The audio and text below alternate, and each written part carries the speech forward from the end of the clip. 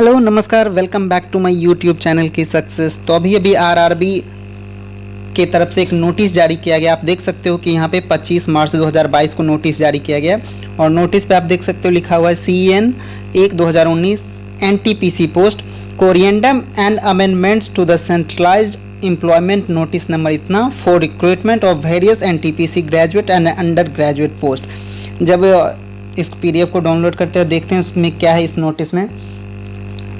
तो ये देख सकते हो कि government of India ministry of railway की तरफ से रेलवे रिक्रूटमेंट बोर्ड की तरफ से आज के दिन ये नोटिफिकेशन जारी किया गया with reference to the detail CN number 1/2019 published on the official website of RRB, जो कि 28 फरवरी 2019 को दिया गया था, उसी के रिगार्डिंग में है।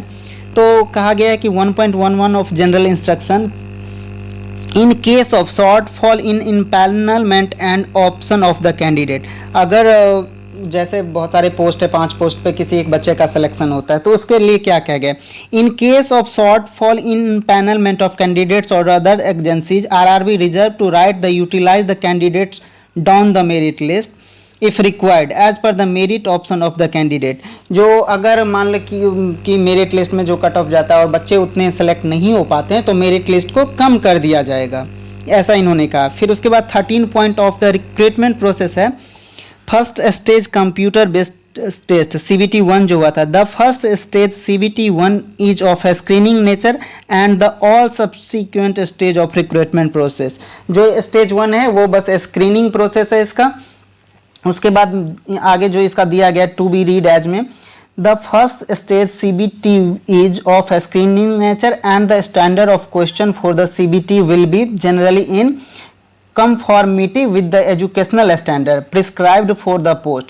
The normalized score of first stage CBT shall be used for shortlisting of candidate for second stage CBT as per their merit. जो फर्स्ट स्टेज हुआ है CBT उसमें जो आपके नंबर आ रहे हैं या उसमें जो आपके जो भी आफ्टर नॉर्मलाइजेशन मार्क्स आ रहे हैं वो सेकेंड स्टेज CBT के लिए, जो सेकेंड स्टेज का CBT है उसके लिए आप का मतलब क्वालिफाई किए हैं, उस बेसिस पे जो फर्स्ट स्टेज है वो सिर्फ स्क्रीनिंग नेचर का है, मतलब क्वालिफाइंग नेचर है। इसके मार्क्स आपको ऐड नहीं होंगे मेरिट लिस्ट बनने में। अब तीसरा क्या है 13.5 of document verification DV based on the performance of candidate call for the document verification. जैसा आपने परफॉर्मेंस किया है CBT-2 में स्किल टेस्ट मिला के उसके बेसिस पे होगा। तो based on the performance of candidate in second stage CBT, based on the performance of candidate in both second stage CBT and CBAT candidate equal to the number of vacancies will be called for document verification as per their merit and option. तो ये जो second stage का CBT हो रहा है उसके according आपको मतलब जो होगा उसके अकॉर्डिंग आपका रिजल्ट आएगा। और जो स्किल टेस्ट के बाद डॉक्यूमेंट वेरीफिकेशन, पहले था कि जितना बच्चे हैं उतना ही डॉक्यूमेंट वेरिफिकेशन के लिए बुलाया जाएगा, लेकिन अब जो कोरिएंडम अमेंडमेंट टू द कोरिएंडम अमेंडमेंट, कुछ अमेंडमेंट हुआ है यहाँ पे, उसके बारे में दिया गया है कि यहाँ पे 2 अमेंडमेंट दिया गया है। Shortlisting for various stage RRB wise shortlisting of candidate for second stage CBT shall be done at the rate of 20 times the vacancy may increase or decrease as per the requirement of railway administration. The shortlisting of second stage CBT will be based on the merit of candidate in the first stage CBT. The shortlisting for skill tests such as computer based aptitude test and typing skill test shall be the extent of 8 times the vacancies may increase or decrease as per the recruitment of railway administration based on the merit of the candidate in second stage CBT. जो भी मतलब second stage CBT में उसके 8 times बच्चे लिए जाएंगे।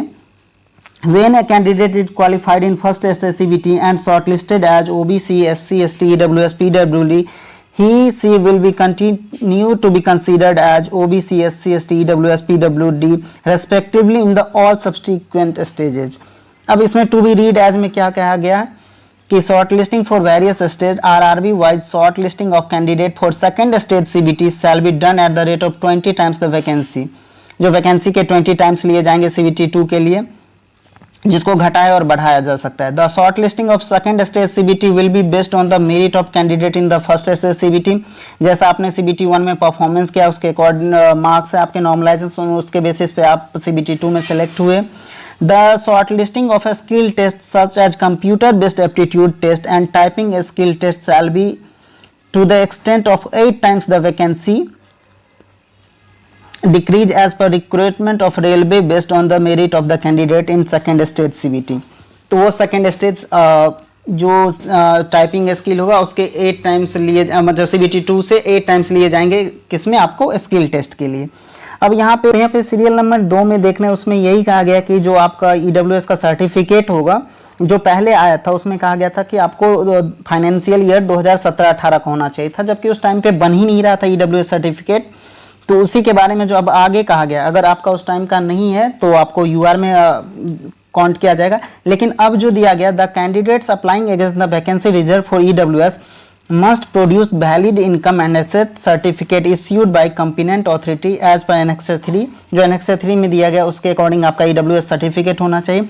Any such certificate issued even after date of notification in 2019 also be considered as valid। जो 2019 के बाद का भी आपके पास अगर EWS सर्टिफिकेट है तो आपको कंसीडर किया जाएगा। ये बहुत बड़ा चेंज है रेलवे में और ये सही भी है क्योंकि उस टाइम पे तो ये बन ही नहीं रहा था EWS सर्टिफिकेट।